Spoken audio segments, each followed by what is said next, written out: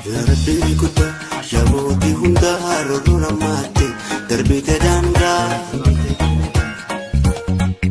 Echidemman garanno mada semalen kamno birmadu goftako Arralee jechuudha kan duraaniin harka muraadhaa turan sanarra deebisanii harkaas muranii kun kan nutti agarsiisaa jiran jechuudha.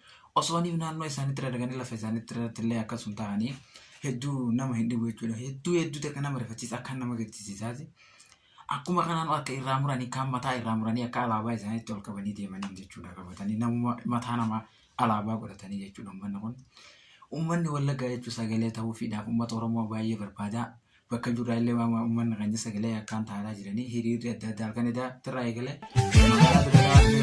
Lammiin keessi waamu Oromoo keessi waamu Wallaggaasi guyyaa kaleessaa irraa eegalee hiriirri ergaadhaa jirtan kun martinu hiriira deemaadhaa olee jechuudha uummata keenyaafis sagalee kan taa'aa olee tunoo kan jirtan bakka juratti maal godhaa jirtanii namoota mee sagalee akka taatanii uummanni keenya dhumaadhaa jiran. Kan asirraa ol baqatee ammaan dura irratti jechuudha argeefaa baqatee achi ture faa kan taraa lama buqqaa jiru jide takka armaa ol buqqas maalaan ol buqqifte takka maal achirraa buqqise jechuudha jirra kunis kan amma dubbachaa jiran kana kadamee viidiyoo kanatti qo balbalootoon cufatiin otoo maalin jedhiin uummanni kun qullaasa otoo dhala mataasaa kan buusee badee jira. Waan nyaannu waan uffannu waan irra ciibnu tokko kan hin qabne qullaa balbala banaa dhiifnee baane nuti. Waan argachaa jirrus hin jiru waa tokko. Qaamni nuun waraanaa Oromoo biyyarraa xaragaa jiru isaan duwwaa miti. Qaamni isaan deeggaree jiru jira. Qaamni diimaa ta'e jira.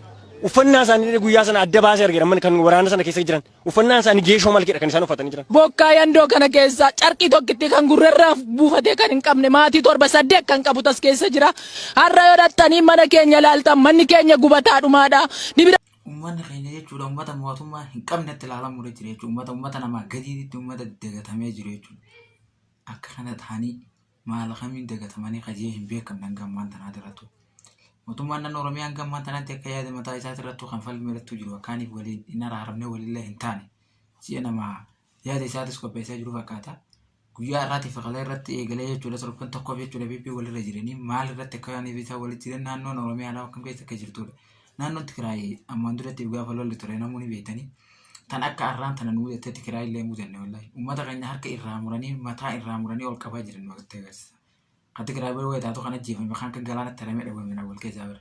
Keenya bara osoo qe'ee isaanii irraatiin gahii wanni irraatiin gahii bara osoo deemanii tilla dhawanii akka Tigraay sun takka deemanii tilla naannoo isaanii keessan seenin.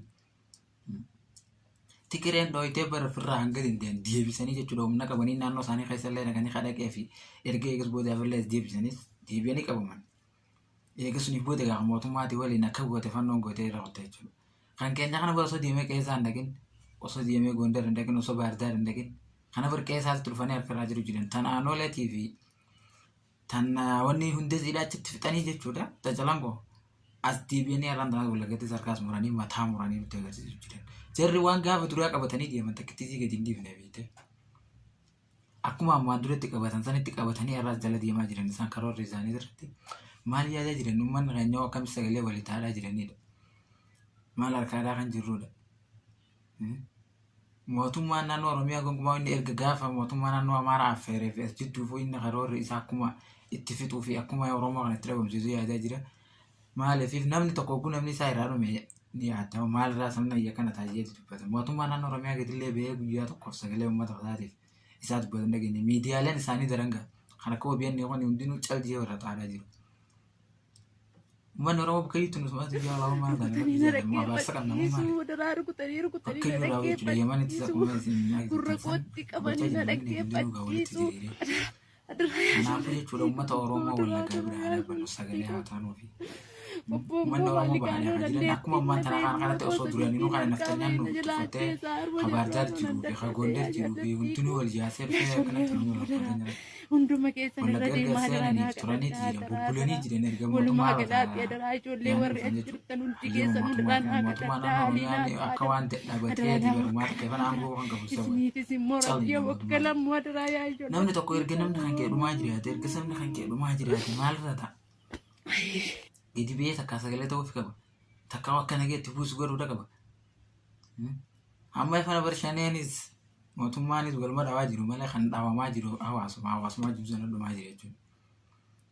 naannoo garaagaraa guutuu irratti kan harkaa jiru Oromiyaa keessatti waraanni mootummaa kanaatis takkee malee kan guyyaa takkee walitti bu'anii yoo ta'e malee kadhumaa jiru jechuun foon isaati shan deeggarta jenna foon isaati mootummaa deeggarta uummanni keenya akkas keessatti dhumaataa jira jechuudha uummata keenyaaf sagalee haa ta'an uummata keenya cinaa haa dhaabbannu uummata keenya bira